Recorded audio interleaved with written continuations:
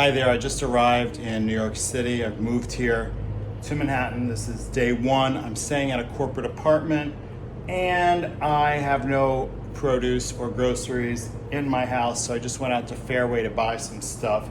I just focused on breakfast. This is a good example of the breakfast I eat every day and I think is a great idea for you. It starts with overnight oats is what I'm gonna be making. So I've got the steel cut oats. I am going to use organic unsweetened almond milk, chia seeds bought in bulk, as well as cacao powder and cinnamon. That's all gonna sit in the Tupperware overnight.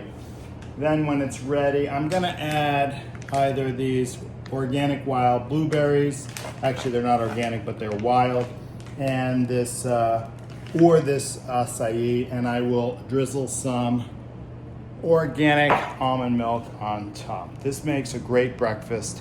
Has the whole grains, it has the nuts or seeds, it doesn't have any added sugar, it has some of the fruits that are highest in the world in antioxidants, as well as cacao powder and cinnamon, both extremely high in antioxidants. A great way to start your day.